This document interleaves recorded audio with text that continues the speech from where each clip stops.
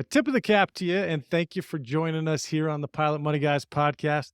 As you may or may not know, this is the podcast where we talk about flying and the aviation industry, and then jump into our financial topic du jour, which today happens to be the dumb things people do with their money. Maybe even smart people do with their Yeah. money, which AKA behavioral finance. But we're not going to say that too much because you might turn it off. But stick with us on this. I'm your host, wealth manager, and major airline pilot, Robert the Rubber Mallet Eklund. And I am joined by certified financial planner and former major airline pilot, Charlie the Godfather Mattingly.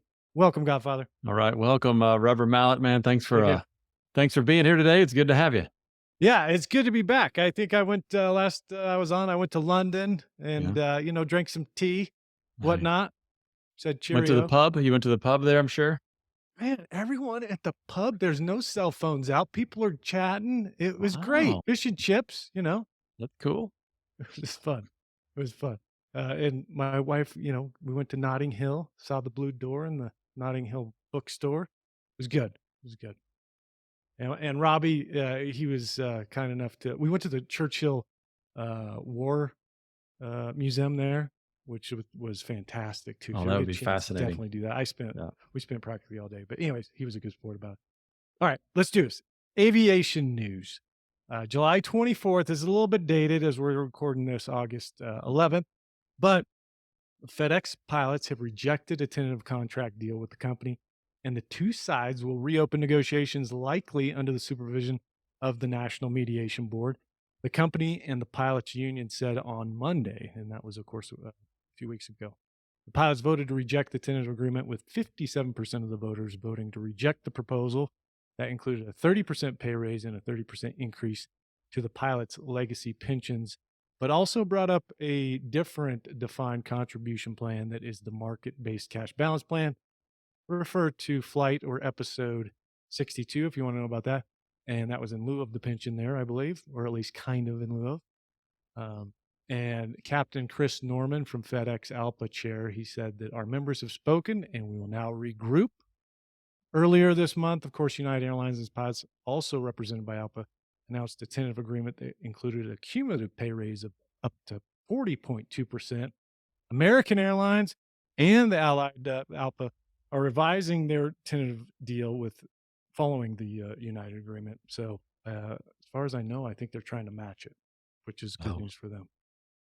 And I think Delta has a matching clause as well in theirs with United and American. So good news for all of those carriers for sure. With fewer, or perhaps good news for United, American, and Delta, depending on what you think about that. With fewer pilots and rebounding demand, U.S. unions have enjoyed enhanced bargaining power in the negotiations during the past year. Anyways, meanwhile, at FedEx rival UPS, they're in contracts with 340,000 of its employees who sort and deliver packages. I think that's still true. I don't know if there's been an update on that. But the UPS contract expired, was it July 31st? And so there's a stopgap in there, I think. Is that what you know, Charlie? Anything on that? we were just talking about this weekend. My brother-in-law works for UPS. He's an IT guy, so he's not, doing packages and delivering, and he's not part of the union. But he was just kind of giving me the scoop. But I think they're good. I think they came to an agreement. In fact, I saw the other day where I think a few years down the road, the drivers, UPS drivers, will be making about 170 grand. Oh my I don't know good. that. I don't think that's going to be immediate snap up, but 3 or 4 years down the road, that will be their pay. I'm not sure if that's all inclusive benefits, et cetera. But can Oh you yeah, imagine the people knocking on the door now to try to drive the brown trucks around and whatnot? So 170K.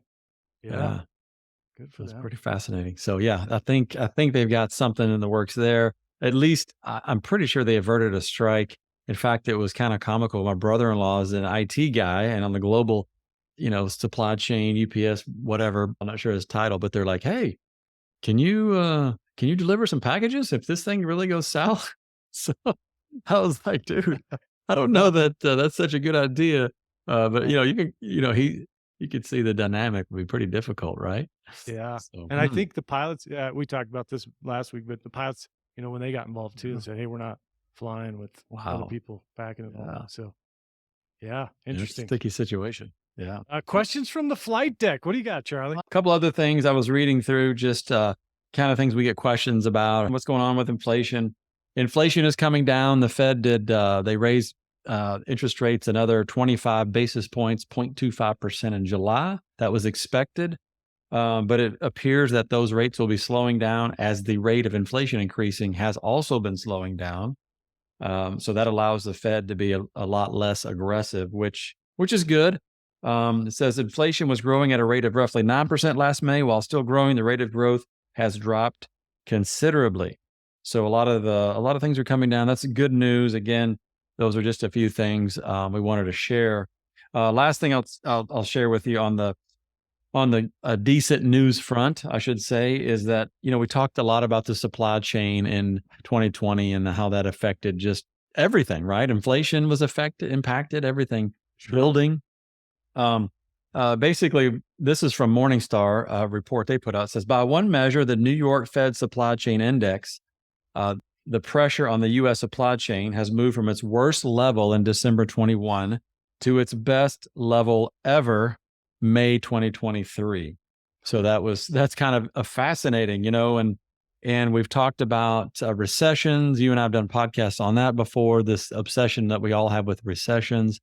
Can't remember what podcast that is, but it hasn't quite happened yet. It was a consensus economic forecast for there to be a recession in 2023, and it just hasn't happened yet.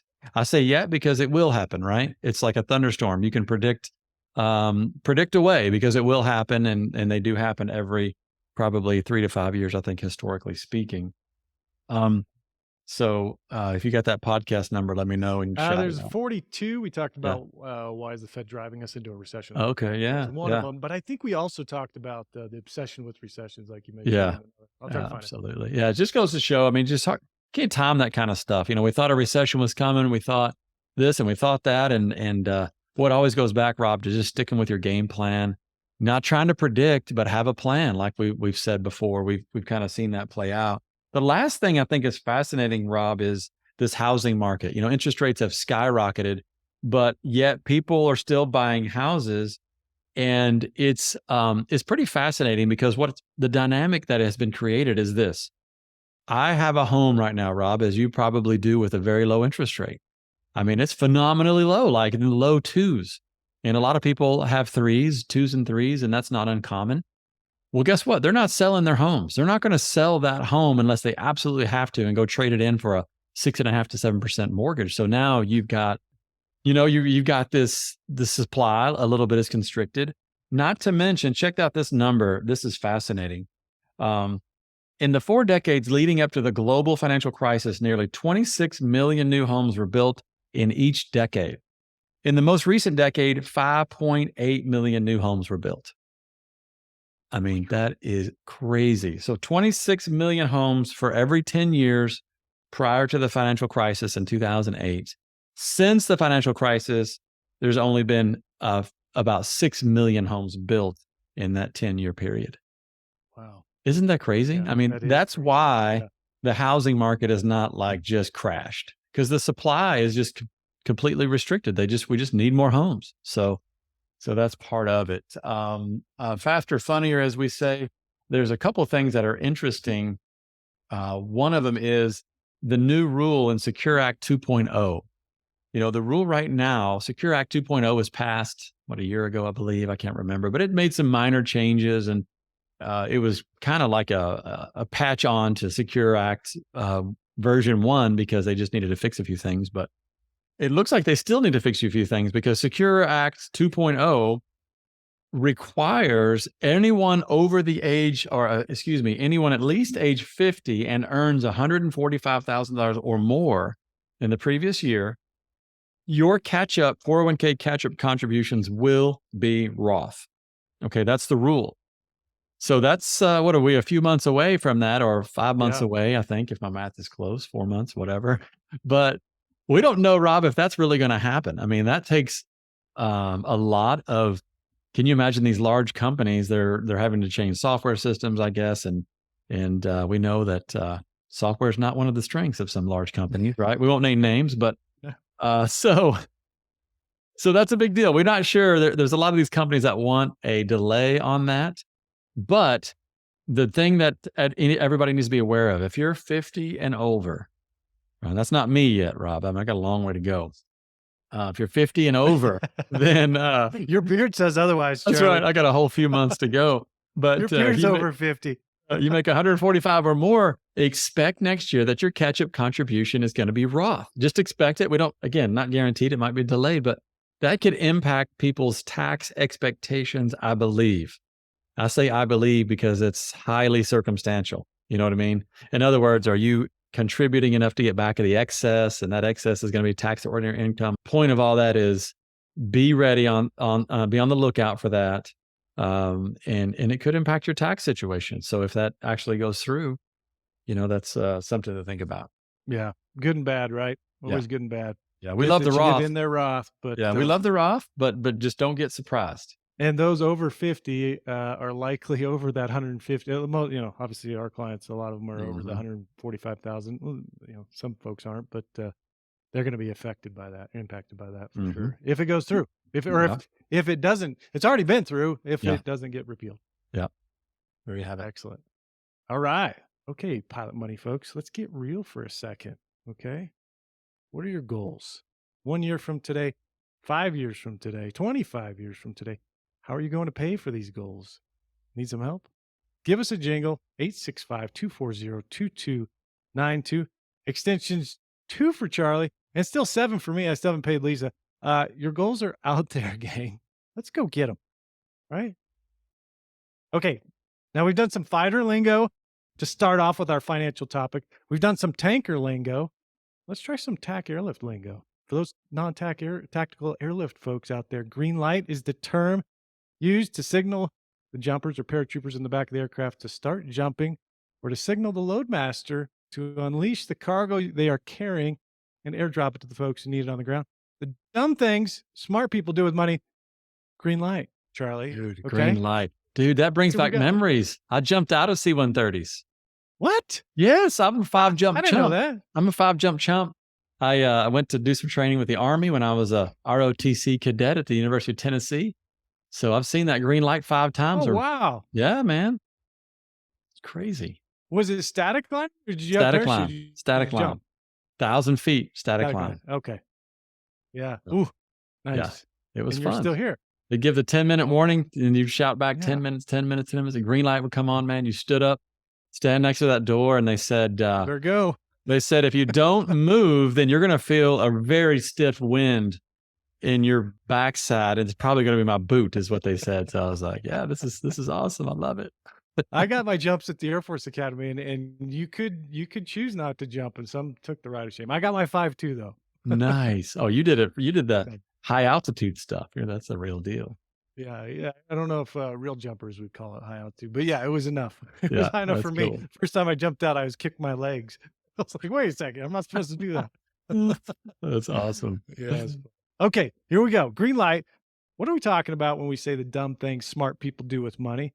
We're talking behavioral finance, but this description is more illustrative, right?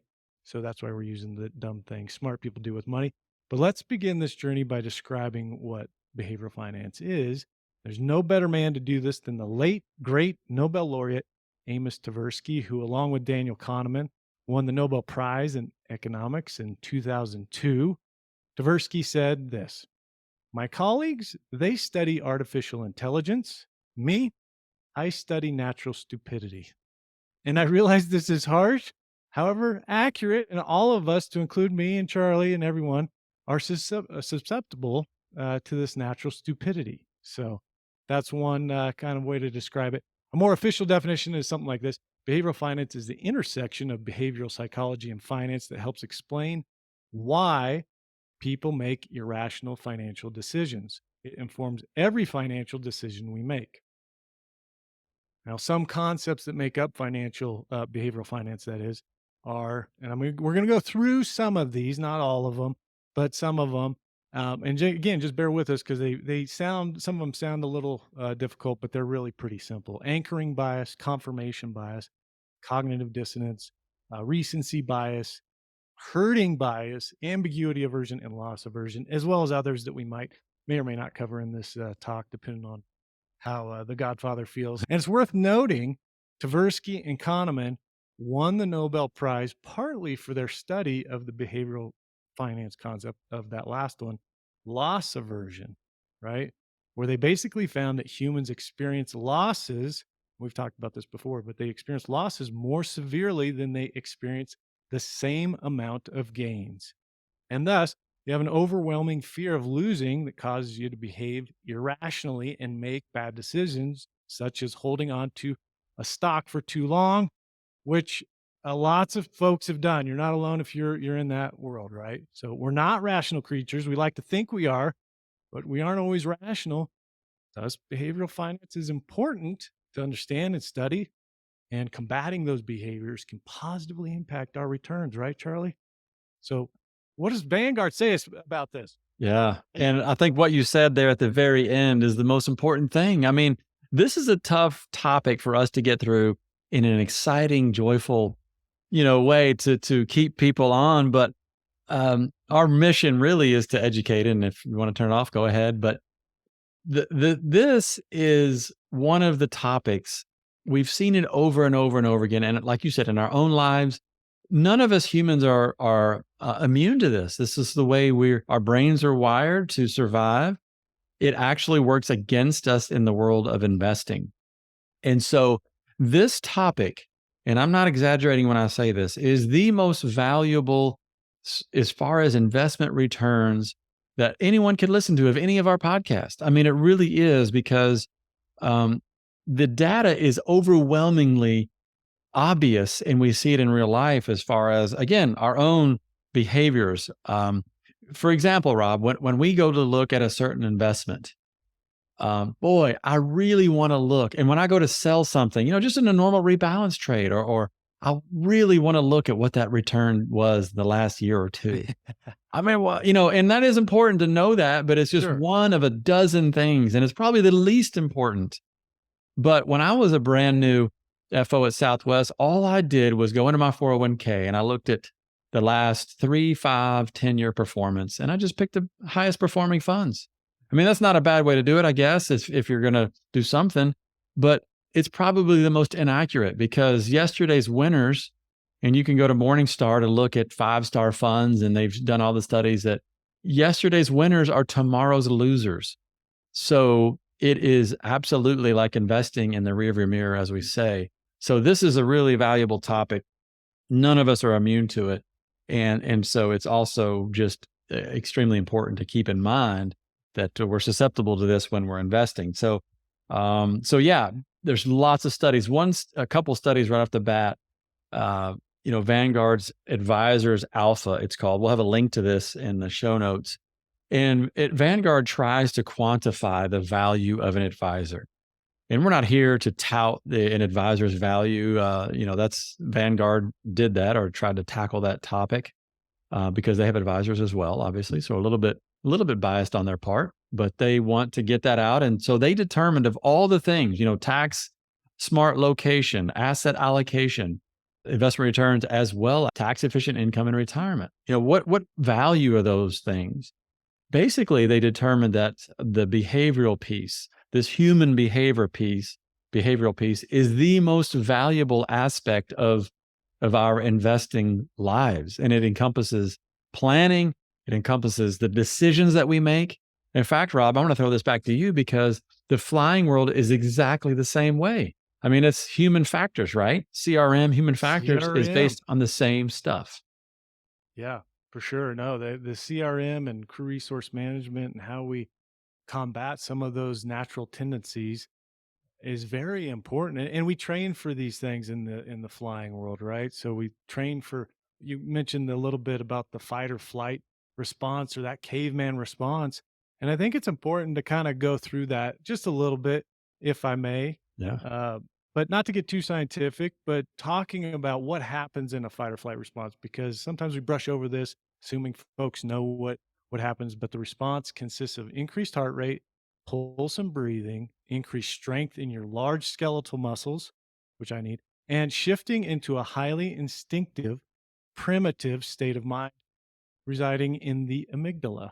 right? That is bent on survival. That's what it's focusing on. Blood rushes to the major vital organs, including the heart and lungs and large skeletal muscles again, but notably away from the frontal lobes and rational decision making parts of the brain, the prefrontal cortex. Again, that just means you're not as rational when this fight or flight response kicks in, and you don't have the ability to reason like you normally would. The body deliberately routes all sources, meaning blood flow, to the only the most vital life sustaining areas, of which the frontal lobes are not, unfortunately, again. So beat that horse to death.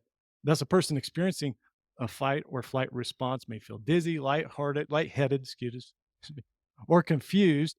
The response is a vestige again of caveman times, when early man had to be on guard and have the capacity to launch instantly into a physical state in which he was prepared to run or away or fight when faced with that saber-toothed tiger. A lot of saber-toothed tigers in caveman. I wish we had those now. That'd be cool. I know, right? Yeah. To combat this, what do we do, Charlie? So that's great. We get into this fight or flight because of the news, because of whatever's going on in the world. We see the S&P 500 taking a dive. We see our stock taking a dive.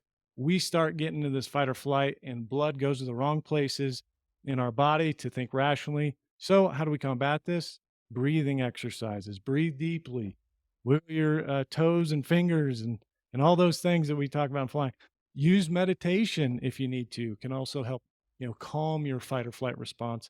Light physical activity, yoga, simply walking can lower your blood pressure and get you back into that more rational state of mind. So Yeah. important little tips there. Getting support from friends, financial advisors, perhaps, or other social interactions can also help Yeah. kind of mitigate that response. So that's a little bit about fight or flight. What else you got, Charlie? I think the biggest thing to mitigate these risks, again, back to the airplane, you know, you got to simulate it. You got to have a plan. You need to have thought about what could happen in advance. Just like again, practicing emergencies, because if you don't ever do that, it's the first time you've seen it, you're going to be in trouble. It's not going to go well. The same is true with the stock market. And let's admit that, boy, it is tough as you get closer to retirement, as that 401k balance creeps up significantly, and we go through a year like 2022, not to mention the stress of March of 2020. You're watching those, and March in 2020 was just a fascinating year, because March of 2020, we were all watching large amounts of money seemingly disappear. Now, if we could transport ourselves back to that month, it was very difficult to maintain focus, to maintain discipline, to not succumb to that fight or flight response. Because, boy, if you're watching money disappear, and again, that's what it feels like. That's not really what's happening, but that's what we're seeing as these balances disappear, and we don't know the future. We had, one client in particular said, "Hey, I think we're gonna go into the Great Depression, another Great Depression," and I was like, I don't know. Maybe we are. I don't know. So those are the situations we're talking about, and they're tough, man. They're really tough. Right. So Yeah, and it's important to keep in mind if you are going through, as Jason, our chief investment officer, always tells us, for those of us who are younger and have a long, or even not younger, who have a longer time horizon for some of our money, when the market goes down, it's good to just remind yourself that if you're dollar cost averaging or buying with your paycheck every month, you're getting, you know, stocks and companies and mutual funds and ETFs at lower prices. So we don't want the market to always go up. And maybe that'll help just a little yeah, bit there too. absolutely. But one of the things I want to circle back a little bit that you said there, Charlie, you talked about, recency stuff. What has this mutual fund done for me lately, or what has it done lately? And that's a recency bias, right? Which is a very close sibling of anchoring bias. And I just want to kind of go into that a little bit. But it's a behavioral finance challenge to be aware of that you and I definitely have seen, and you got to be on guard for these biases Mhm. to combat them and be ready. But a little illustration: anchoring bias is basically relies too heavily on the first piece of information you receive, right? So somebody throws a number out there, and that anchors the conversation, or it attempts to, and people are susceptible to this. They've studied it, right? So to illustrate this bias, Imagine two people, two clones, we'll say, shopping for cars. We'll call them clone A and clone B. Now, clone A goes into a dealership and sees a Ferrari Portofino for $200,000 and says, heck no, that's outrageous. Walks out, right? Now, clone B, not knowing clone A did, separately goes into a different dealership and sees a Ferrari Portofino marked down from $500,000, 50% down to $250,000.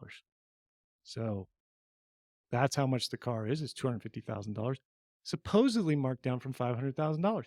The dealership is trying to anchor at 500. That's the first piece of information he sees, and he's like, heck yeah, I'll take it, and walks out with the Ferrari Portofino for $250,000 more, $50,000 more than what clone A would have bought the Ferrari for, because the first piece of information he was given was 500, not Absolutely. 200. So anyways, that's kind of a way to think about this. Also, kind of close concert with this is recency bias. And one MIT study asked participants for the last two digits of their social security numbers, and then immediately asked them to participate in a pretend auction for random goods. This is fascinating, Charlie. I don't know if you've heard this before, but what they found was, and it might sound crazy, but those folks with the higher social security digits, right, that MIT asked them for the last two digits, the folks with the highest social security digits paid higher average prices in the pretend auction. Even those two topics are obviously unrelated, which is fascinating. That the recency of, oh, I just said 92 or whatever, and now we're going into an auction.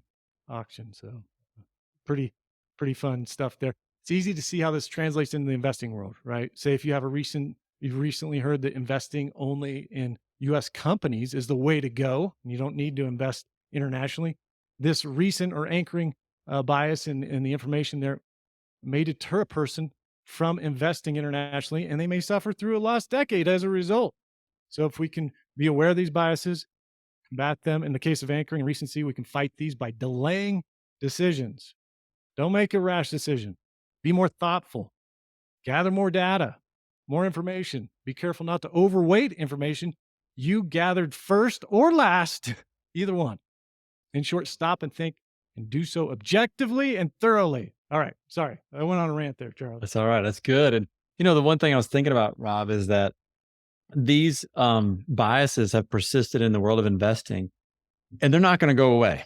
So you and I, we may be talking to our people and our tribe, if you will, of airline pilots. And my thought is just to encourage people to get a plan. I'm not saying hire an advisor, but get a plan, understand these things. So my thought is just to encourage people to read up on this topic a little bit. First of all, it's fascinating as Rob go gets his book by Jason Zweig, Your Money, Your Brain. It's fascinating how human behavior affects everything that we do. And you just gave a great example of when we walk into a store, they're going to anchor us on a price, and we're going to go, oh, what a deal, But one of the things I think we do is we can take advantage of this. We can take advantage of this human behavior that we know is going to persist. A couple of those things, Rob, are value investing. And like you said, diversification, like value investing. And I'll get to the S&P back in a minute. But one of the main reasons that value companies have shown to outperform over the long term, they have not lately, depending on what time frame you're looking at. But one of the reasons is people can't stand to stick with them. It's like, oh, I don't have the discipline to stick with this stock. I like to use Dollar General versus Amazon. Dollar General goes on a downward, a trend. People do not want to stick with that. It's very difficult. So we get rid of it. And it's like, that lowers the price of that stock. And maybe that stock is a great performer. Maybe it has great fundamentals. Whereas in Amazon, for example, that price is going to be bid up because of human behavior, because of popularity. So we got to be on guard for that stuff. And if you go look at the results, Dollar General has pretty good results the last several years, and on par with some great investments. One more example that I'll give, Rob, and then I'll be quiet because I get excited about this topic because it's just fascinating how we as humans behave. But I remember in 2020, the tech and the growth were just killing it, and nobody expected good stock market performance at all. And here we are. We had our diversified portfolios. We had international and value and small. And boy, it was a tough year because what made it tougher, not just including, the coronavirus and COVID, et cetera, but what made it tougher was some of these high growth, high tech companies took off. ARC Innovation ETF is one of those, 153% in the, 2020. You look at Tesla, they were just unbelievable. And so what happened, Rob, and this is totally predictable. So, and you and I on one podcast, which one was it? I think it was podcast 30, Chasing Hot Stocks, Investing in the Rearview Mirror. But I got the spreadsheets out, Rob. I couldn't stand it. I was like, all right, I'm going to study this ARC ETF since the beginning. So I looked at the prices and nothing went on the entire history of the ETF until probably 2020. And all of a sudden it took off. Well, guess when everybody piled their money into ARC ETF, ARC Innovation ETF? 2020. 2020. At the almost, you can look. And in fact, let me share this real quick. So the fascinating thing is that you can go to morningstar.com, which is a great source, by the way, for all kinds of unbiased information. But this is ARC ETF. And you can see here the blue is the peak, and it is just phenomenally, amazing. People are like, why don't you just go into ARC? Just go into, whatever. And that's what everybody did. You can see this little bitty graph down here, and everybody went into it because they were chasing those high returns, Rob. They had the recency bias. If the price is going up, it must be continuing to go up, right? That's the thought. Because I disregard every other piece of information except that most recent piece. But guess what? Unfortunately, those people bought into those high prices.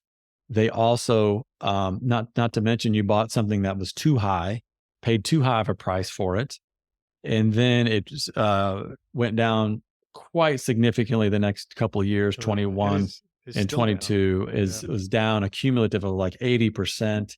I don't know what it is year to date right now, but once you're down like 80% from the point at which you purchase something, the math to get that back is like, it's just crazy. But that is a perfect example. And again, one that we think if we can avoid that, as difficult as that may be, boy, those dollars are big numbers and they're attractive and we want to jump in. That's that herd mentality bias that you talked about. So we got to maintain discipline. But I'm done. That one's a fascinating experiment to me. So It really is. And herding bias is just what it sounds like, following the crowd instead of making decisions independently, which there might have been some of that bias going into some of the recent bank issues with SVB, as we had that. I can't remember what flight that was, but look for our banking one there. Yeah, super important. I think one that I love to talk about, and I know you've talked about this several times, Charlie, which is a close cousin of all these bias. They're all very similar, but confirmation bias, right? Seeking out information that confirms an existing belief, take ARC or whatever investment. You think it's a good investment, so you go out and you look for information that contributes to that belief. And you believe something, so you try to find that information, and that's all it is. And it kind of reminds me, I stole this from Fidelity's website, but they said it reminds them of Muhammad Ali saying, I don't always know what I'm talking about, but I know I'm right. So, that's kind of confirmation bias there. And it ties into and is very closely related to cognitive dissonance, which is a fancy term. Don't worry about it. But it's simply when someone encounters information that is contrary to what they believe. They have a tough time accepting it, and it causes them anxiety and all kinds of different issues physically there. But the new information may be correct, actually. And they just, because it's counter to what they believe the information is wrong, and try to combat it, I guess you will. And they may try to justify or rationalize a decision that, and I say I've had this reaction before, and may try to find that we justify those actions that we've made in the past, And again, I think we're all susceptible to these in our lives, and we need to try to counter the response. So how do you mitigate confirmation or cognitive dissonance there? You seek out differing beliefs and information. Be leery if you're consuming information that does not provide a counter argument, right? If you read something as an op-ed or opinion piece, it only gives one side of the argument. Be very leery and take it with a grain of salt. Look at both sides, and then, do some of those breathing exercises. Try to get that rational brain functioning, and be humble. Own your flaws. Stay curious. Be open to new information. I feel like I'm talking to my son right now, but Yeah, be you're talking to me, and I don't like it. It's Yeah. offensive to my Yeah. I'm cognitive Right. dissonancing you right now.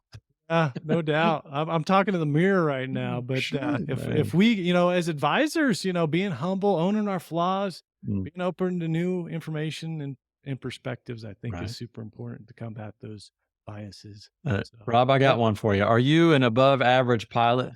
Oh gosh, of course. If you ask every pilot at any airline, would anybody be below average? The answer is no, but yet we know mathematically that's impossible. To have an average, you have to have people above and below. And that is a perfect example of overconfidence bias. This is one of my favorite. And I'll read a little bit here. It says the problem with overconfidence bias is that it can make an investor overestimate their abilities and knowledge. And it's like you just said, hey, the humility piece, we get humbled in investing over and over and over again, just like flying. I mean, it's you better have some good humility, otherwise you're going to Yes. make some poor decisions. For example, overconfidence in investing skills can lead someone to believe they can accurately time the market. There is a Morningstar article that we'll have in the show notes that talked about how the difference between a fund's return and what the investors get is actually sometimes 20% less. So it's phenomenal how our own decisions sometimes don't even allow us to get the fund's return. So it's incredible. But my favorite, Rob, is that did you know that the ladies are better investors than the guys? Have you heard that before? That makes sense. Yeah. If we're talking fight Yeah. or flight, in my brain, Yeah. it makes sense. Yeah. They have a little bit more humility, which I don't understand that, but Daniel Crosby, which is he's a prolific author on this topic. He says the tendency of women to outperform is not only seen in retail investors. That just means your average investor that's investing for themselves. He said female hedge fund managers have consistently and soundly thumped their male colleagues as well. One more thing, Rob, it gets better. As it turns out, the mere proximity of a woman increases the dude's investment performance. Men in general, they reported, earned almost 1% less than women per year in the stock market picking endeavors, while single men underperformed their single women friends by 1.44. That's according to a study, Boys Will Be Boys, completed in 2001 by Barber and Odine. They did that study, but just get near a woman, I guess it'll increase your returns a little bit, they say. So that's kind of fun, right? Yeah. We'd be remiss if we didn't mention the statistics of the Yeah. average investor performance. This is a Mind the Gap from Yeah. Morningstar 2020. It was written in 2023, but it talks about 2022. It says our annual study of the dollar weighted return finds investors earned about 6% per year on the average dollar they invested in mutual funds and ETFs over the trailing 10 years. That gets a lot. But this is about 1.7 percentage points less than the total returns of their funds investments over the same period. So you're losing about 1.7% in 2020 from the past 10 years compared to whatever you were trying to accomplish there, the funds you were trying to get. So that's the behavior gap. Mind the gap, which I was admiring. And I think it's from Charlie and I were talking about this earlier, folks, that I think it's from the tube in London. There's a separation between the train and the platform, and they say mind the gap. I think that's where it comes. That's a good analogy. Don't fall in the gap, right? But yeah, it's those statistics. They redo those statistics every year. They're very consistent. Here's something a little more nuanced to that, though, and that is the more volatile your investment is, and the more active, meaning if you have a mutual fund that's active, that means there's trading going on inside that mutual fund more often. There is more underperformance in investors on those types of investments. And that makes sense because, hey, I'm trying to do this very volatile investment and it's making me nervous and I'm out and I'm in, and I'm out, I'm in. So that causes poor performance. Let me give you an example real quick. We used to have in the Southwest 401k a small value mutual fund, and I loved it. I thought it was great. It's like, hey, this is a great fund. It's very volatile. There'll be a couple of years of underperformance, and you got to stick with that. But over the long term, it outperforms for the most part. Um, but they removed it. And I didn't call about it, but one of our pilots did, and he's like, "Hey, why did you all remove this fund?" The answer, which made perfect sense, was, well, because of the volatility. When it goes up, people buy it, and when it goes down, they sell it. And so you get this repeated behavior of buying high, selling low over and over again, which Ouch. is bad for they're trying to watch out for their pilot group. Hey, we don't want our pilot group to have bad performance. And so you can see the same in brokerage windows of these 401ks. You'll see the same poor performance of individual investors because of just the emotional decision making. But yeah, Rob, what do you got? That's an important point. If that recency bias, people jump in and then the ETF or the stock goes down and they think I got to sell, Yeah. and leads to that bad behavior, which is a important point that dimensional fund advisors, you know, foot stomps all the time. That if you're going to be trying to get perhaps a higher return with the small value, then you better have a plan, maybe I would dare say an advisor to help you Yeah. stick to that plan Yeah. when things are bad, which things going bad is sometimes when you get that premium coming Yeah. along. Like our man, John Creme de la Creme Kramer said, scared money don't make money. Not investment Where's advice. where So, Rob, I'll tell you, man, just to wrap this up for me anyway, is so what do we do about all this? First, we can kind of take advantage, understand that value is a premium and small value. Academic evidence has shown there's some extra return that could be had there potentially. Nothing's guaranteed, but boy, it's not easy. You got to have some discipline. So, if we're going to talk about what to do here, the first line of defense is be aware that as human beings, we are not rational when it comes to investing. The way our brains are wired is meant to help us survive car accidents, saber-tooth dragons, or whatever the heck they were or are now. That's what it's doesn't work in the stock market. And so that works against us. So we have to have a plan. We have to be intentional about how we make decisions. Make them beforehand. When you get nervous, you think about, why did I make this decision? And do not try to outsmart this crazy market. As we've just talked about to start this podcast, every economist, just about, it was a consensus decision, forecast, I should say, that we were going to be in recession by now. And not only are we not in recession right now, we have a market that's doing pretty well. So don't try to outsmart this thing, especially when things get kind of crazy. COVID 2020, just hang tight, stick with the plan that you hopefully had. And like you said earlier, consult with an advisor or a friend or someone that you trust can help you kind of think rationally, even though we know that we're all irrational by default. I love it. Good. There's you might have had some cognitive dissonance that just went on when Charlie was telling you that. Just fight it. Be humble. Be ready. Be open to the new information. And if I may go back and rewind and listen to what Charlie said about value, that is so important. I think for some listeners who may want to go try to capture that factor or dimension as it way. That's all I got. All right, Charlie. Couple of behavioral finance quotes from the father of behavioral finance or economics himself, or one of them, Daniel Kahneman, as you're on your drive or your flight or commute home or whatever you're doing. Nothing in life is quite as important as you think it is while you're thinking about it. Again, Daniel Kahneman. Uh, the second one, still by him. The confidence people have in their beliefs is not a measure of the quality of evidence, but of the coherence of the story the mind has managed to construct. That's a one I might have to That's a good repeat, or one. you might have to. That's a good one. Uh, that's it. Let us be the first to welcome you to the final destination, Flight 63. The dumb things smart people do with money or behavioral finance. Did you learn anything from this free podcast? If so, pay it forward. Tell someone about it. Leave us a review. I'm pretty sure I had a bias there, Charlie. We got a review. It was our first negative review, for real negative, and it was harsh. It Yeah, said we phoned it in once, and I was I like, know. "Oh, we're big enough. We finally got a negative review." Yeah. I I'm read used to that getting. too. It hurt my feelings, but I was like, you know what? I'll take it, and maybe we can get better. Oh yeah, and there's no Yeah, doubt we're not. They're not all gold stars up here, that's but we right. appreciate the feedback, even when it's not Yeah, good.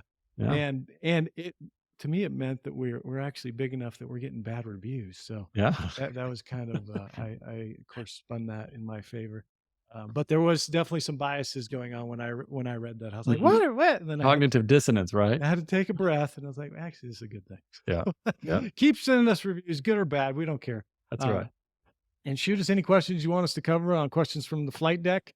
And remember, as Emerson said, the world makes way for those who know where they are going. And as we say, so plan accordingly. From all of us at the Pilot Money Guys, we wish you smooth rides and soft in the zone land. Bye bye. Leading Edge Financial Planning LLC is a registered investment advisor.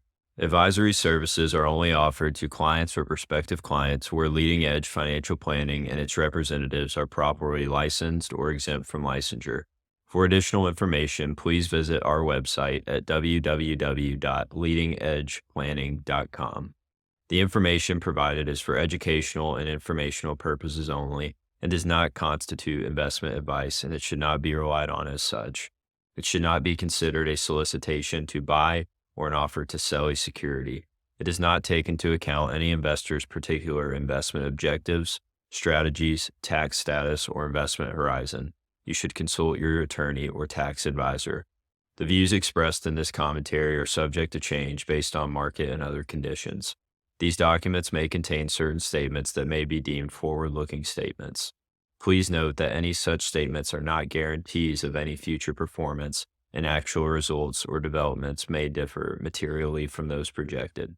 Any projections, market outlooks, or estimates are based upon certain assumptions and should not be construed as indicative of actual events that will occur. All information has been obtained from sources believed to be reliable, but its accuracy is not guaranteed. There is no representation or warranty as to the current accuracy, reliability, or completeness of, nor liability for decisions based on such information, and it should not be relied on as such.